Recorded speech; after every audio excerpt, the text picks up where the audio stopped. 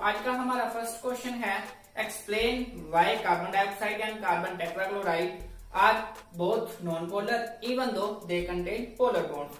तो इस क्वेश्चन को सोल्व करने के लिए हम दो कंसेप्ट्स का यूज करने वाले हैं, पहला इलेक्ट्रोनेगेटिविटी और दूसरा डायपोल मोमेंट। तो अगर इलेक्ट्रोनेगेटिविटी की बात करें तो कार्बन की इलेक्ट्रोनेगेटिविटी 2.55 होती है और ऑक्सीजन की इलेक्ट्रोनेगेटिविटी 3.44 होती है। तो अगर कंपेयर करें तो इनमें काफी ज्यादा डिफरेंस है। तो पोलर होने के लिए इलेक्ट्रोनेगेटिविटी का डिफरेंस जो है वो कम होना चाहिए, पहली तो ये बात हो गई।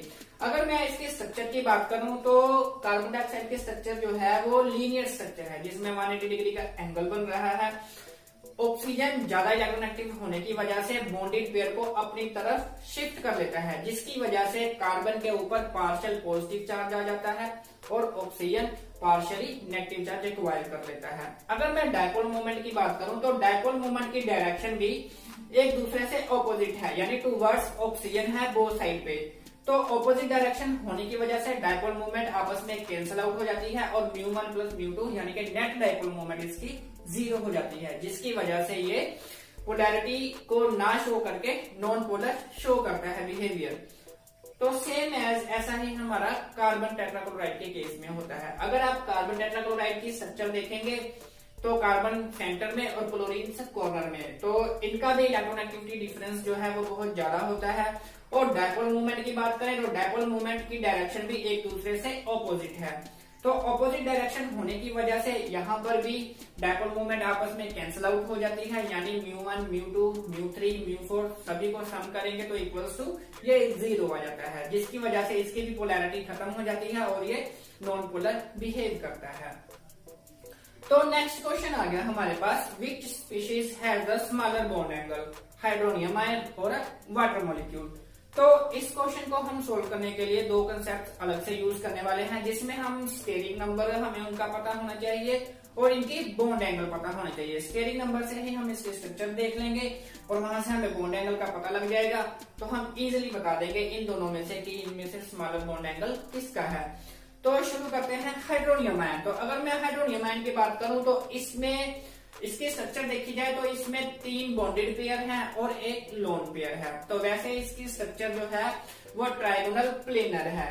तो ट्राइगोनल प्लेनर स्ट्रक्चर होने से इसका तो एंगल 120 डिग्री होना चाहिए, but due to the presence of lone pair जिसकी वजह से इसका जो है वो एंगल थोड़ा सा डिस्टॉर्ट हो जाता है और ये 113 डिग्री एंगल बनाता है, क्योंकि इसका स्टेरिक नंबर जो है वो 3 बॉन्ड पेयर और एक लोन पेयर की वजह से 4 हो जाता है।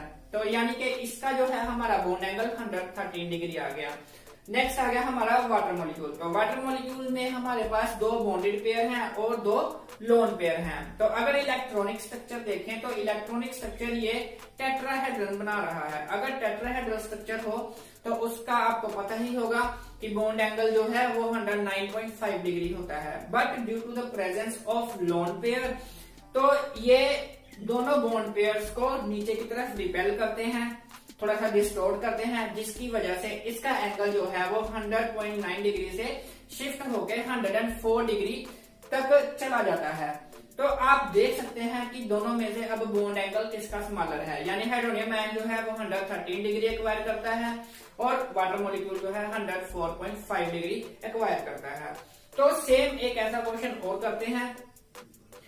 तो नेक्स्ट क्वेश्चन आ गया हमारे पास, which species has the smaller bond angle, NO3 negative ion, NO2 positive ion, NO2 negative ion और NO2 मॉलिक्यूल।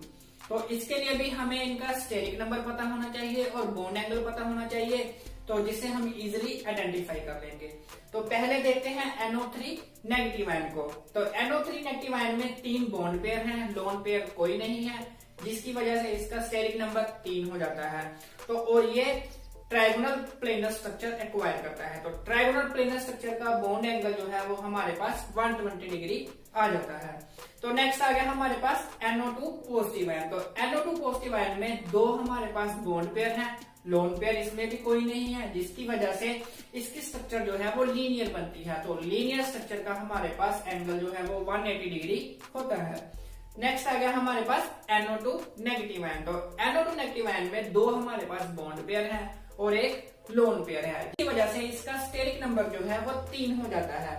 तो 3 होने की वजह से ये हल्का सा बेंड स्ट्रक्चर बनाता है, तो जिसकी वजह से इसका एंगल जो है 115 डिग्री हो जाता है।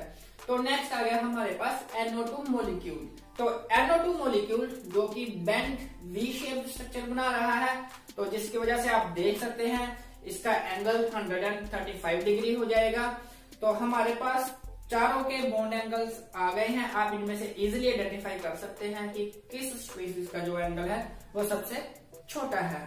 तो आज के लिए बस इतना ही।